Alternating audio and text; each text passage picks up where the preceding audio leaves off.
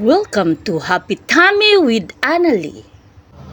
Pork, sitaw, red bell pepper, red onions, and garlic. Ito lang ang mga ingredients nating gagamitin for today's video and today's ulam mga kahapitami. Ang dali lang nito mga kahapitami. Sabayan nyo ako.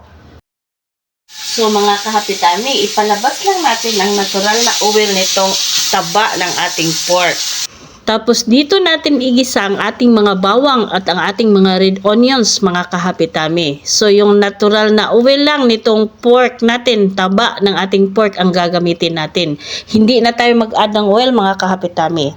Tapos pag lumabas na ang aroma ng ating garlic and onions, i-add na natin ang marinated pork. By the way, nilagyan ko lang ito ng soy sauce, vinegar at kunting chik-chik ang ating marinated pork mga kahapitami.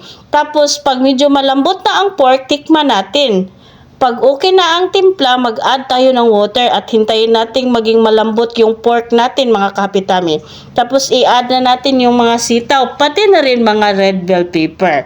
So sa puntong ito mga kahapitami, dapat final na ang ating timpla. So dapat masarap na to mga kahapitami.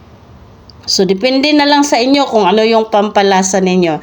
And then, after few minutes mga kahapitami, ito na, luto na ang ating pork with sitaw mga kahapitami. Wow! Gutom na, gutom na. Thank you for watching. Ang sarap nito mga kahapitami. Wow!